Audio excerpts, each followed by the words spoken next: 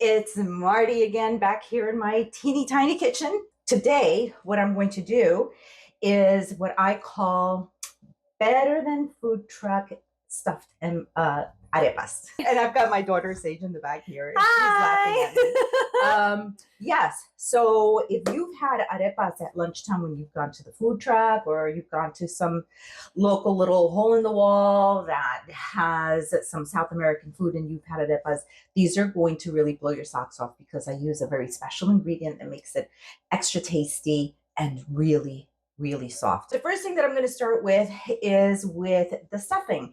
And I'm going to be using some leftover chicken that I had. I had some chicken thighs, but you can use chicken breast if you want. You can even use a pre-cooked chicken that you got like at Costco, like a rotisserie that you just start. I have some little bit left over. What to do with it?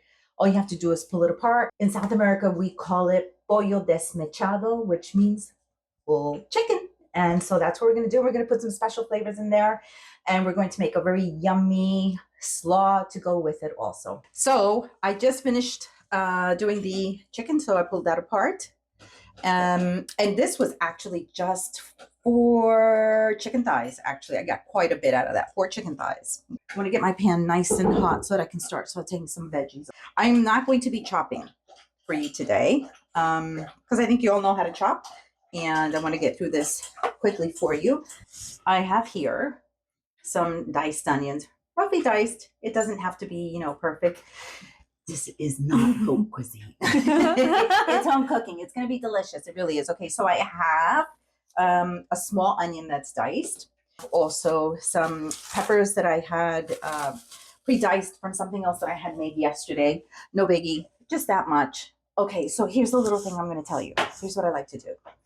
When I see that peppers are at a really good price, because peppers are very expensive, especially here in Canada. I don't know about where you are, but they are expensive. I will go ahead and I will buy a few of them and I will wash them really well. I'll pat them dry and I will put them in the freezer whole, just like that, and let them freeze. And then when I need some, what I'll do is I'll just dice up what I need. They're really quite easy to cut into. Actually, I find it to be a lot easier to cut into when they are semi-frozen, let's say, okay? Because this way I don't waste any pepper. The peppers are one of those things that I find that when we dice it, we don't need the whole pepper and then we put it in our crisper and then a couple of days later we come back and we find mush. And, it's a waste. Okay, so that's Unless what I do. you're also a heathen and eat them whole like I do. True. Like an apple. I've got 3 garlic cloves that I'm going to go ahead and I'm going to grate it in because it's easy, but go ahead and mince it if you want to, how you like to do it. These are the stuffed olives that I'm going to be using. If you don't like olives, but you have capers, go ahead and use capers because we're also going to be using the brine. But if you don't like any of that stuff or don't have it on hand, don't worry about it. Use a little bit of vinegar, okay? Then we're going to do a little bit of ground cumin, some tomato paste, and our little Latin ingredient, a packet of sazon. Yeah. Now, you know what? When you're doing this, you're going to be adding some salt because we use a little bit of salt, to soften our onions. But be very judicious because this also has salt. We're going to start sauteing these onions. Oh my God. Okay. Sage, how good does it smell in here already? Oh boy. So I'm going to put a little bit of salt into the onions, just a pinch. Okay, and this is for no other reason than to help you soften up the onions. The onions are... You don't want to... I'm going to reduce the heat a little bit. Yeah, go for it. I'm going to go ahead and add my peppers.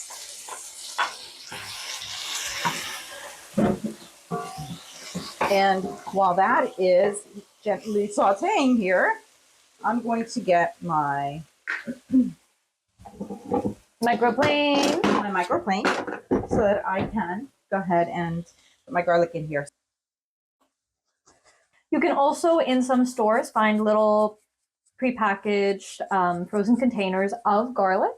Yes, you can. They are a bit more expensive, but if it's something that you really hate doing and you don't have a microplane and you only have a box grater, it's understandable. Okay, I'm going to make a little noise here because I'm going to bang that garlic into this pot. you're only going to saute the garlic for, I don't know, like 30 seconds, something like that, just until you can actually smell the aroma of the garlic and it smells good. That's when you know you're ready for the rest of the other stuff, okay? Oh, my mom had a trick that if you put your spoon here, One. look, Whoa! it really works. Okay, so now what I'm going to do is I'm going to, for this much chicken, I'm going to have like about 12 olives, okay? Don't be afraid of adding a little bit more or a little bit less. There's always going to be someone that plucks out the olives. Or somebody's like, oh, not enough olives. So, oh, here.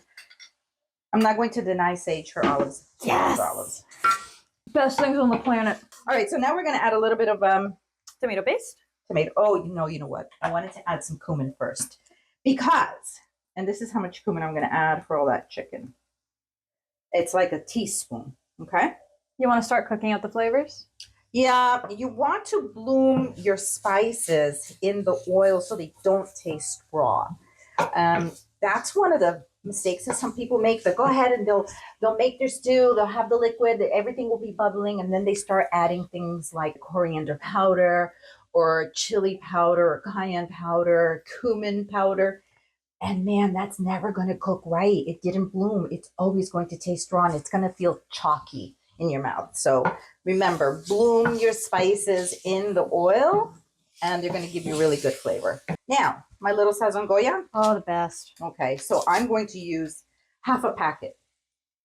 And this is something that you want to, again, like I said, you don't want to use too much of it. You want a bold flavor. You don't want an overpowering flavor. Yeah, you don't want your food to taste like it, but you want it to like be, like a supporting character. That's what you want. Okay, and so then to this now I'm going to add a couple of tablespoons. Well, hold on, let me see. That's about a tablespoon. A tablespoon and a half. There you go. Plus a little dollop from earlier. A tablespoon and a half. And then we're going to cook this out a little bit too. So now I'm going to add the chicken.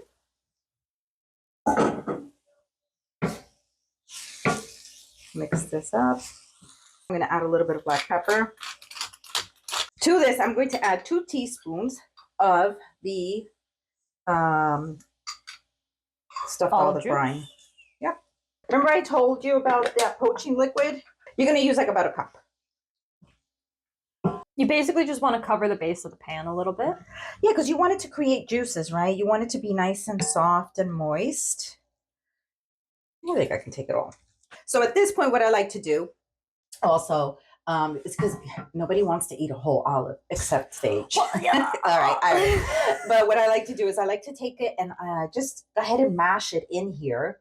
This is a crime. But if you don't have to dirty another cutting board, Don't do it. This is my Herbie kitchen. We gave the cilantro a big haircut this weekend, so it needs to recuperate.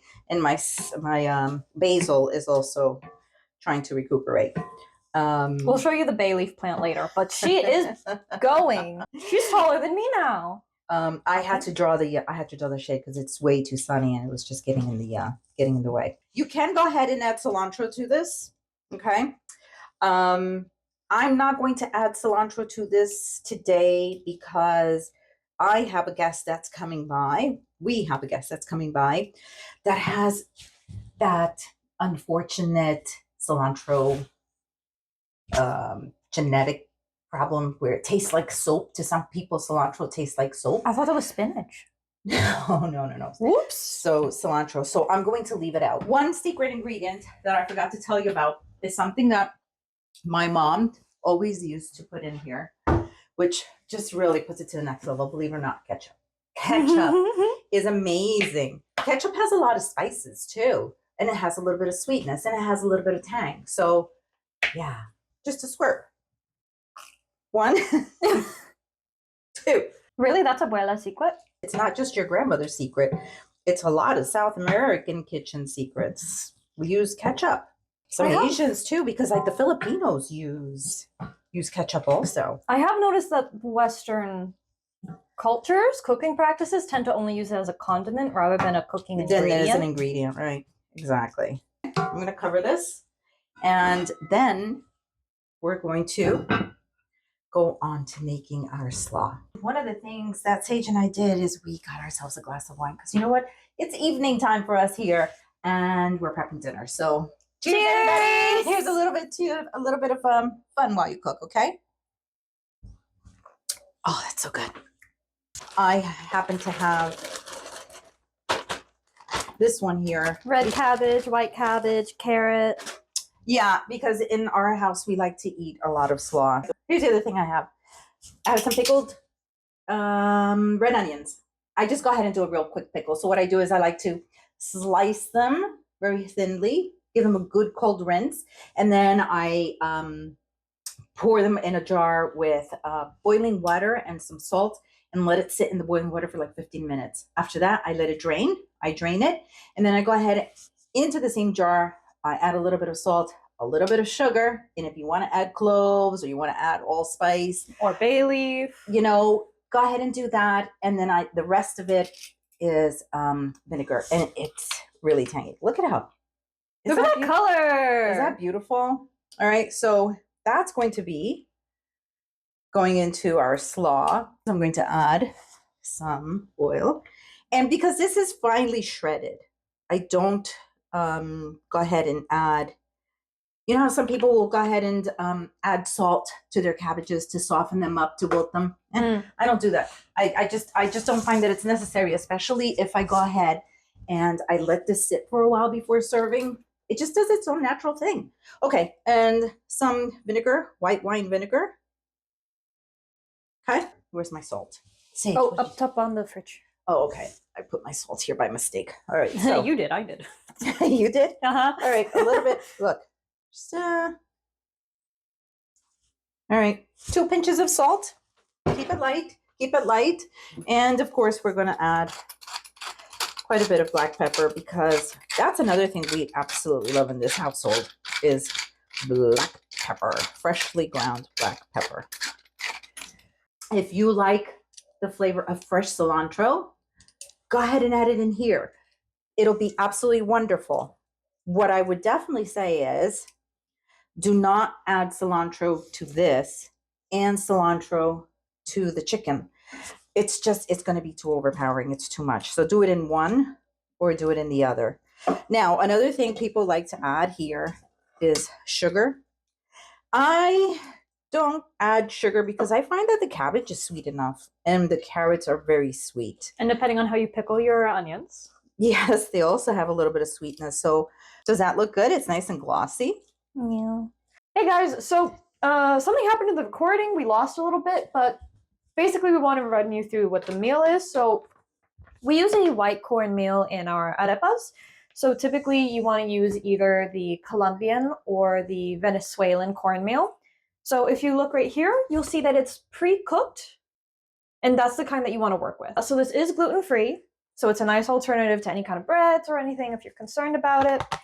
And it's really easy to work with. You definitely want to buy is the one that's the pre-cooked cornmeal, because if you buy the Mexican one, it's called masarina, something like that. It's a completely different texture. It's a completely different flavor, and you're not going to get the consistency you want. So as you can probably see in my hand, it is mealy because again it's milled corn. When you touch it, it has something like a sand texture, maybe just a bit lighter. Again, super easy to work with. So in the recipe, what we did was take 2 cups of this, 2 cups of a warm water, just to really help it combine, about a teaspoon of salt. You can do a little bit less, just depending on how you've seasoned everything else. And then we added a half cup of yogurt. Sage is going to show you how she mixes it all together and then grills it up. Alrighty. Back in a bit. Soon. Okay, we're trying again. For some reason, my video cut off. So Sage had already done 1 cup of water. So we're going now on our second cup of water. I thought I had 2 in there, but Sage, if you need a little bit more. Okay. Just about. Okay, go ahead and quickly put in a teaspoon of salt. Yes. A teaspoon of salt. And no, first you massage that in really well. So There you go. You are going to look for something like a clay consistency. Yeah. You don't want it to be too dry, but then the yogurt is going to go ahead and help in here also. Well, I guess not necessarily clay, but you are looking for a nice sort of malleable consistency. Yeah. Workable, really. Really workable. Absolutely. Some people add butter. I prefer to use the yogurt because I find that the flavor is so nice and it just keeps it really nice and tender. All right, Sage, that's looking really nice. So I would go ahead now and add half a cup. No dry spots. Let's Of go. yogurt. What kind of yogurt would you use, Sage? Full fat? Like Greek? Yeah, you can use the full fat, you can use Greek, you can use skim, as long as it's plain. You definitely want a plain yogurt, okay? Nothing Was this plain. a trick question? That's Yes. rude! Just want to make sure that you're using an unflavored yogurt. That's all. Bit much. Wait. You know what? It's not exact science here. Go for it. We'll see what happens. There If we you need go. more, we can grab it. It's gonna be nice. It really will. You can do this.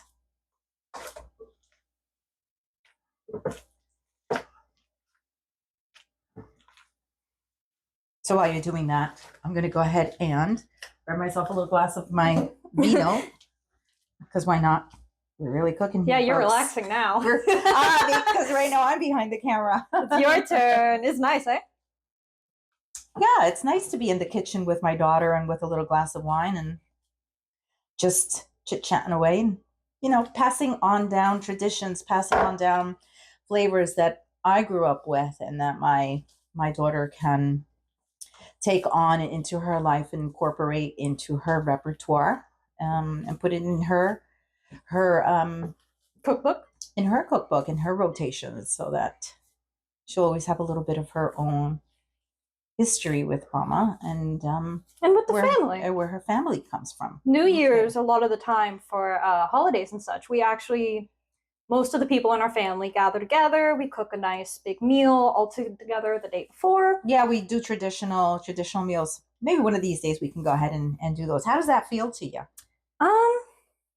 Quite soft actually, a bit pillowy, Okay, all like right. you would expect. You want to try? Go ahead and make a dough ball out of it. Mhm.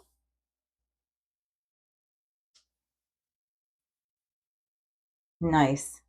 So press them down and use your index fingers Mhm. so that they're about as thick as your index finger, and you know that.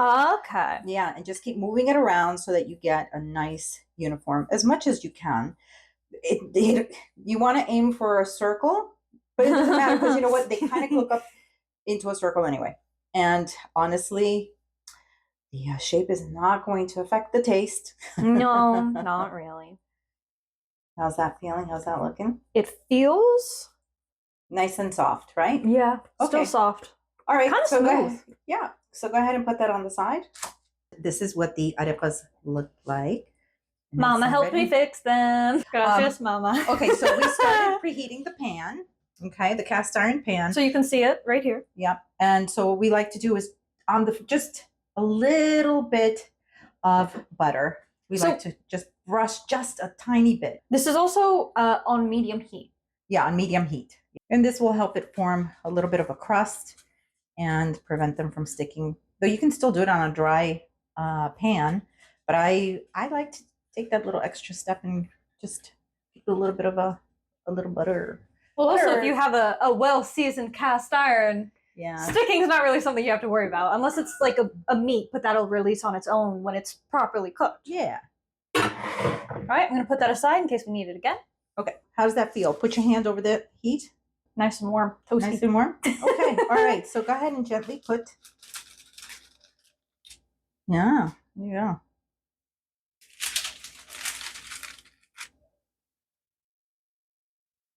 I think I can fit 3 without crowding it.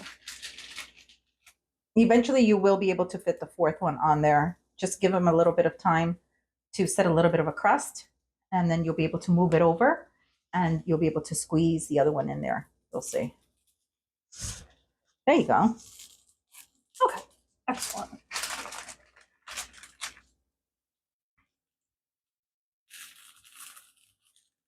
I can hear it sizzling a little bit. Oh yeah, she's stubborn. She's good. Okay, so we're going to let these cook for 10 minutes. And then once the 10 minutes are done, we'll come back and show you what it looks like and do it for another 10 minutes. What do you think? Sounds delicious. So what do you say we have a little glass, a little sip Cheers! here. Cheers. There you go. So 10 minutes has gone by, Woohoo! and now we're going to flip these little guys. Let's see what they look like. Oh, Ooh. ooh, that's nice. She's gonna be tasty. Oh, she looks real good. Yeah, they almost look like English muffins. I know. Oh, we need to get crumpets for breakfast one day. Are they hard to make? No, they're not that hard to make. They're just a little lengthy. Can we try? Sure. Yeah. There we go. Huzzah! Okay, there you go. See, so they don't stick and they brown very nicely. Oh my gosh. Yeah, that's a good sound. Okay, so we're going to give that another 10, 12 minutes. It's been another 10 minutes, and now we're going to do the flip for the second side and see how they are. Ready? I'm ready. Oh. Oh, they went nicely. Yes. Yes, that's what you want. Oh, wow. Okay. Okay. All right. Those are done. Oh, they sound perfect. Yeah. Yeah, those are done. Okay. So let's go ahead and get a plate. Ba-dum-bum. Oh, today we got hydrangea. Hydrangea. Okay. Mama, what are your favorites? Uh, Don't you I like think that hydrangeas? yes, but the tulip plate is my favorite. But in any case, Oh, really? yeah, the tulip one from this series is my favorite. Oh, okay. I'll keep that in mind. Mother's Day is coming up. Woohoo! Oh God, I gotta make you a Mother's Day dinner. We'll figure that out. Hey, okay. So we switched around because now it's time for us to assemble this. So what you do is you just cut it right down the middle. Oh, so soft is this, but not all the way. Okay, Just most of it. just most of it. A good like Oh. 80%. Oh, it's See still that steam? steaming. Oh, how does that look? It looks great. Yeah. All right, let's come over here and grab some of the chicken. Make sure you get some olives. Sorry. Yeah, it's all good. I have a preference. Okay. And then I'm going to grab some of the slaw that we have here. Now, look at how nice the slaw is. See? It's still crunchy, but She softened up a lot. she softened up. We'll put some of that in there.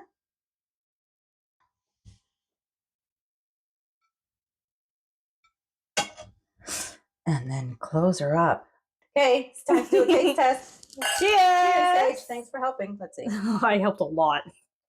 Mm. Even if that doesn't turn out good, the wine was good.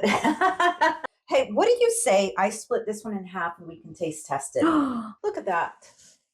she split well. Yes, really Oh, nice. she's nice. Okay. You want to grab and Hot, hot, hot, hot. hot? Hot. All right. Here we go. Cheers. Let's have a bite.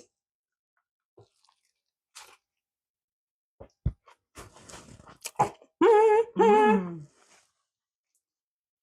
My tongue. I think the whole dish is properly set together. The chicken is nice and salty. The coleslaw is nice and tangy. Well seasoned, not salty. sure. But salt is really important to any dish. Yeah. Okay. Well, listen, friends, we really enjoyed having you in the kitchen with us.